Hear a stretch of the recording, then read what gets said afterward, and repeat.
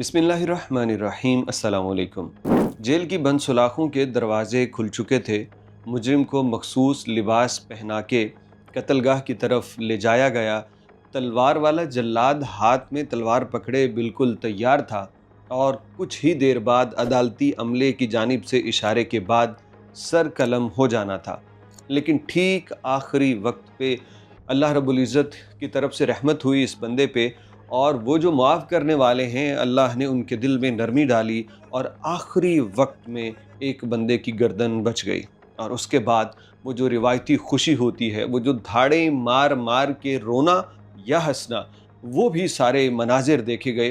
तबूक से एक वाक़या पेश आया है, चंद वीडियोज़ हैं इसके ऊपर, ज़रा देख लीजिए, फिर बताएंगे कौन किसको किस वजह से मुआफ़ कर रहा है।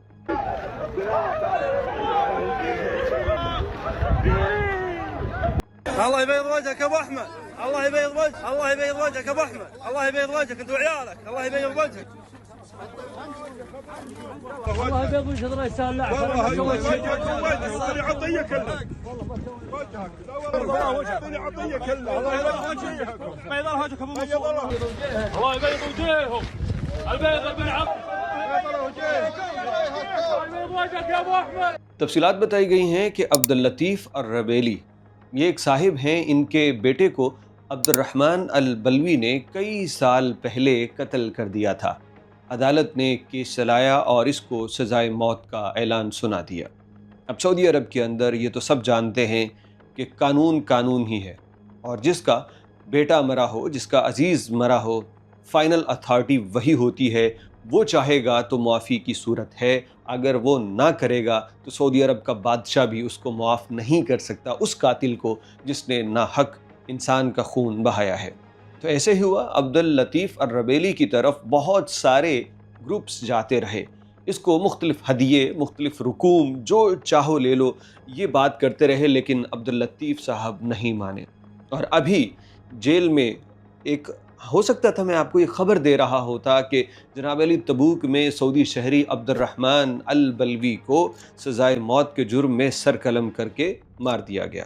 हो सकता था आज मैं ये ख़बर दे रहा होता, लेकिन आखिरी वक्त में जब सारी तैयारियां पूरी हो चुकी, पुलिस की गाड़ियां वहां घेरे में ले लिया उस पूरे हिसार, उस मैदान को जहां पे सज़ाए मौत नाफिज हो जानी थी, तो वहीं पे अब्दुल लतीफ़ अर्रबेली भी मौजूद थे, जिन्होंने आखिरी वक्त में ऐलान किया कि मैं माफ़ करता हूँ अपने बेटे के कातिल को लिवजहिल्लाह, अल्लाह की रज़ा के लिए, बग़ैर किसी कसास, बग़ैर किसी शर्त, बग़ैर माली, दीनी, दुनियावी किसी भी फ़ायदे के बग़ैर मैं अल्लाह की रज़ा के लिए माफ़ करता हूँ।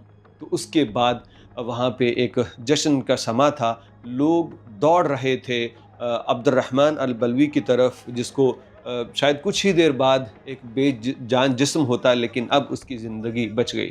मैं कभी कभी बड़ा हैरान होता हूँ कि यार ये कैसे लोग हैं कि यहाँ पे अपने बेटे के कातिल को एक धेले के बगैर माफ़ कर रहे हैं।